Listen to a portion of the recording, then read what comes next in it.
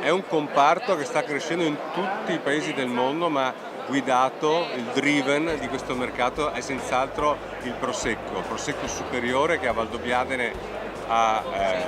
custodito questo tesoro da secoli, e oggi anche con il Prosecco DOC, che è la versione più entry level fatta nella pianura del Veneto e del Friuli, che con la sua estensione può garantire anche un soddisfacimento maggiore dei numeri richiesti dal mercato. Però ricordiamoci sempre, e questa è la nostra battaglia in giro per il mondo, che il Prosecco nasce nelle colline di Valdobbiadene e di Conegliano e si chiama Prosecco superiore non a caso, ed è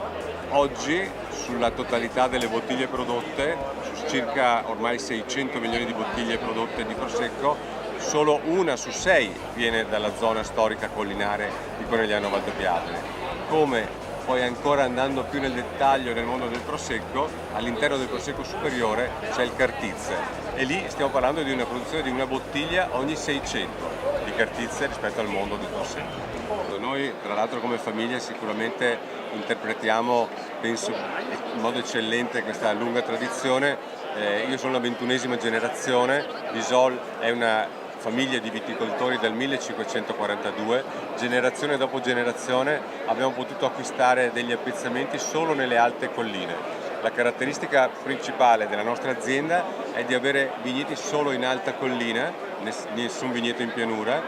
tutti in suoli interessantissimi di Valdobbiadene e Conegliano. All'interno dei nostri 55 ettari, in 20 poderi diversi, abbiamo ben 5 suoli diversi e siamo l'unica azienda oggi che propone 5 prosecchi superiori da 5 suoli diversi, facendo apprezzare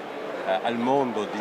dei wine lover, quelli che vogliono sapere un po' di più del Prosecco, le differenze che questo vitigno, così sensibile alla variazione di dove è piantato, possa dare nel calice. Il nostro consorzio, il consorzio del Prosecco superiore, insieme anche al consorzio del Prosecco DOC, sta lavorando intensamente in questa direzione. Quando io faccio vedere in giro per l'Italia agli altri produttori il protocollo che dobbiamo seguire come territorio per quello che riguarda la difesa antiparassitaria,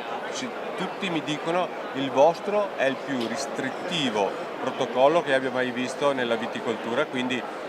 ci danno testimonianza che sforzi enormi vengono fatti per far sì che il Prosecco superiore, il Prosecco in generale, sia sostenibile a livello ambientale, che è quello che ci sta più a cuore, perché le nostre famiglie, la mia stessa famiglia, i miei 4 figli vivono nelle colline di Valdobbiadene, quindi in mezzo ai vigneti, e quello che mi sta più a cuore è sicuramente la salute delle persone che vivono nelle vigne, e Valdobbiadene in questo senso, anche grazie alla ventilazione che abbiamo cullati tra i venti freddi delle Dolomiti e i venti tiepidi di Venezia, perché siamo a 50 km dall'uno e dall'altro, abbiamo una bella aerazione che permette anche di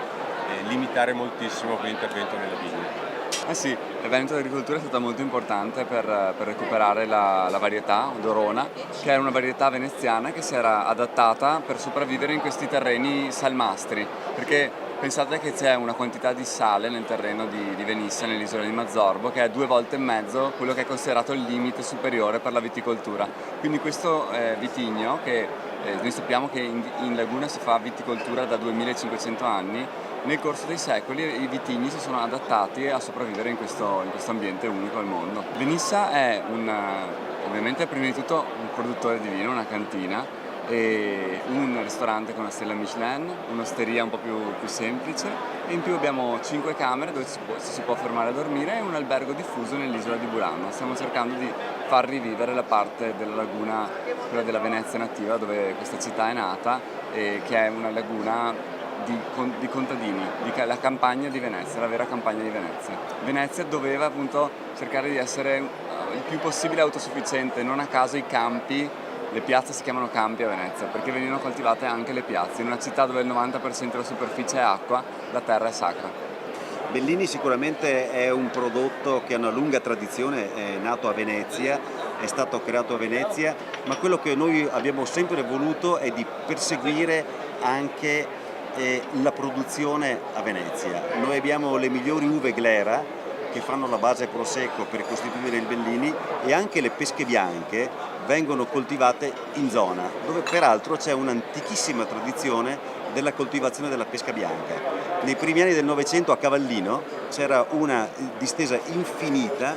di coltivazione di questo frutto, che dopo è andato purtroppo ad estinguersi in favore delle più commerciabili pesche gialle e pesche noci, ma l'aroma e il profumo della pesca bianca è assolutamente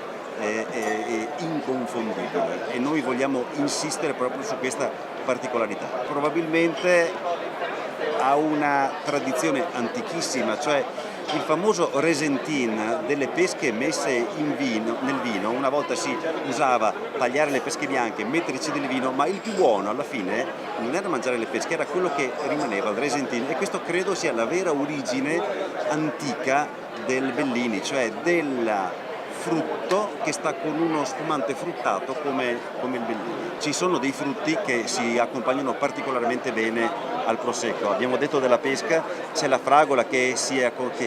sposa bene con il prosecco, e abbiamo trovato da poco, dopo una ricerca veramente difficile, una produzione in Basilicata di un frutto eccezionale che è disponibile già dal mese di febbraio ed è coltivato in serra con dei sistemi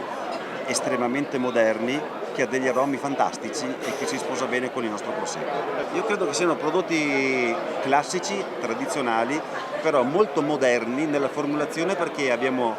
zero aromi. La nostra missione è non usare aromi, ma usare frutta fresca, pochissimo alcol, abbiamo un 5% di alcol che lo rende un prodotto, se vogliamo, anche etico, nessuna aggiunta di zuccheri e di conservanti. Ed è quello che noi stiamo cercando di replicare con la pesca bianca, con la fragola, e c'è un qualcosa che bolle in pentola straordinario, con un nuovo frutto, ma magari ne parliamo un'altra volta.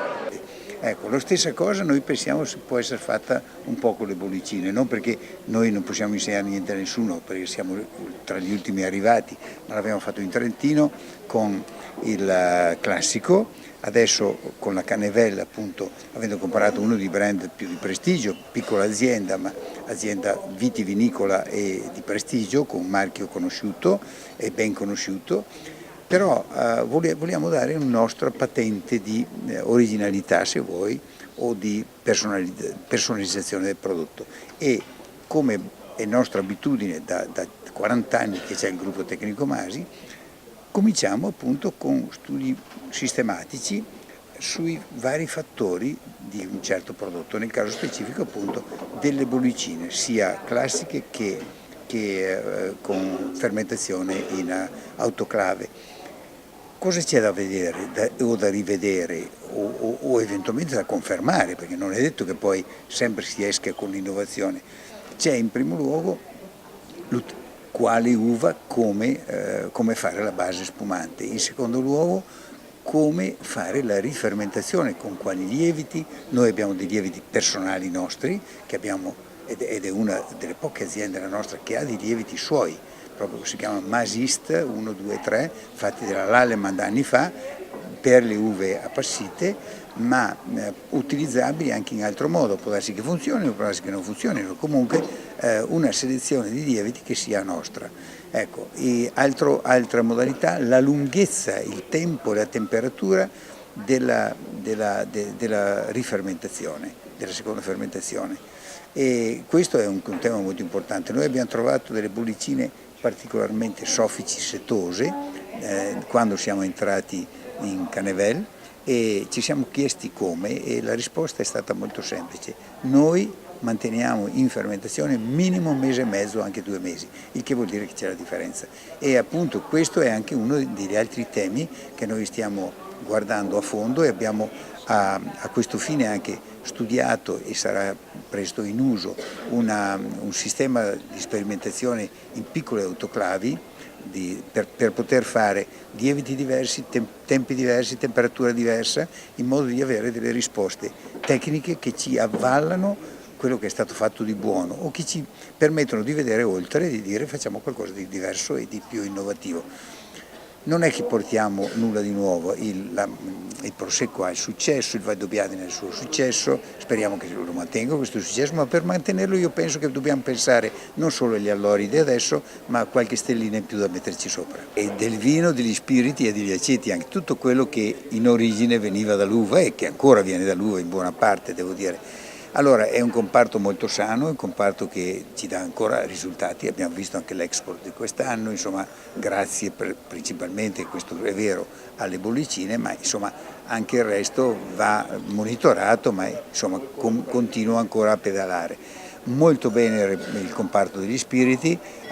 quest'anno c'è stato un 25% di incremento sull'export, è una cosa mai vista. Ecco, l'aceto ha il suo piazzamento, specialmente con le balsamiche di Modena. Ecco, per cui nel complesso è un comparto che ancora dice bene Made in Italy e fa valere la sua priorità di Made in Italy. Territorio ovviamente è un punto di partenza e un punto d'arrivo, per noi il territorio è fondamentale, il sistema italiano è fatto di tanti, forse troppi anche territori, ma comunque va bene così. Ecco, gli spiriti anche si sono naturalmente portati sul territorio, le grappe sono ormai riconosciute, le grappe di Vitigno, di Monavitigno, la grappa di Amarone, la grappa di Barolo, la grappa di Sangiovese, eccetera. Poi i tanti liquori o comunque distillati che ci sono, le sambuche, gli amaretti, gli amari, il mirto e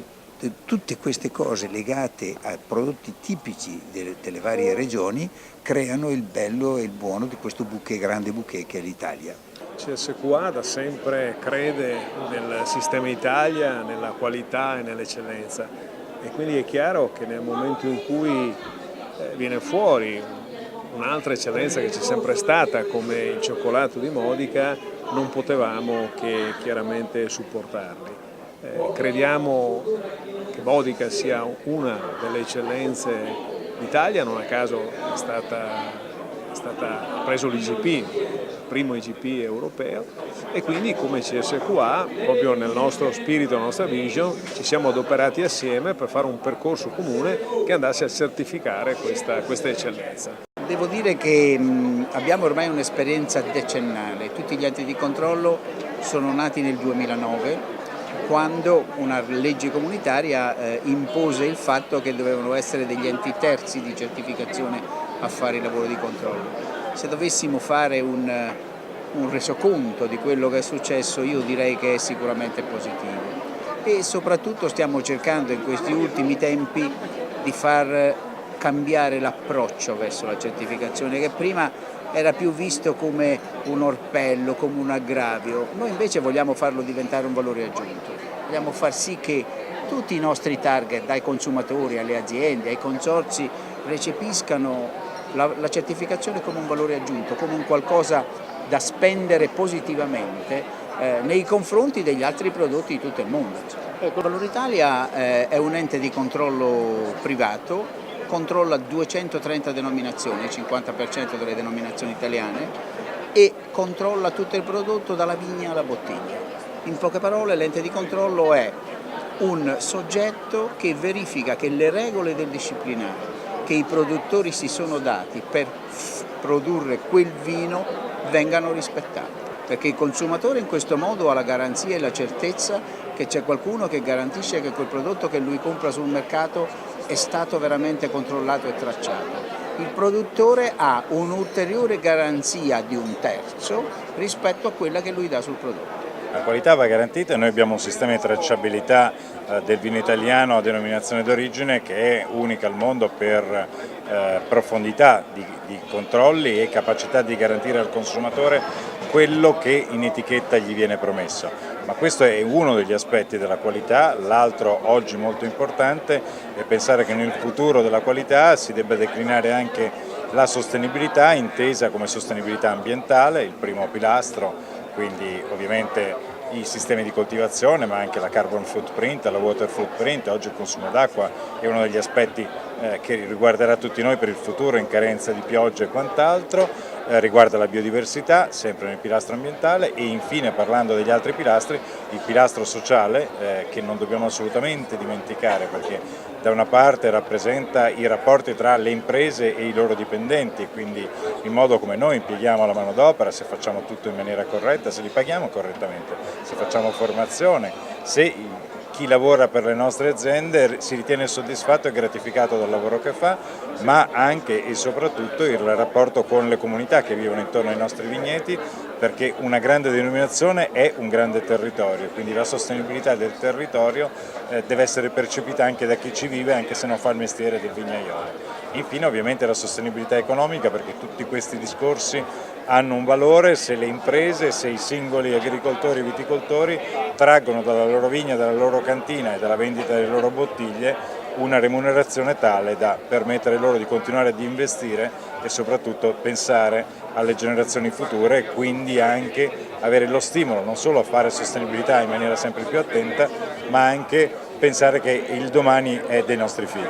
Noi abbiamo uno standard oggi nazionale che è Qualitas, che è frutto del lavoro di tante esperienze precedenti che abbiamo cercato di sintetizzare all'interno di Equalitas grazie all'apporto anche di tutti i partner, quindi c'è Federdoc, ma c'è il Gambero Rosso che organizzò il primo forum della sostenibilità in Italia, radunando tutti gli attori che allora parlavano di sostenibilità, c'è CSQA, quindi una grande espressione del mondo dell'agroalimentare con Anima Veneta, della certificazione dell'agroalimentare con Anima Veneta, c'è Valore Italia che oggi è la più grossa società di certificazione del vino italiano, tante esperienze diverse per mettere insieme uno standard che vuol dire mettere insieme un insieme di regole che siano credibili e misurabili. Aggiungo che noi stiamo lavorando molto sul riconoscimento internazionale perché il pilastro economico è fare business per tenere in piedi le nostre imprese e pagare questi investimenti.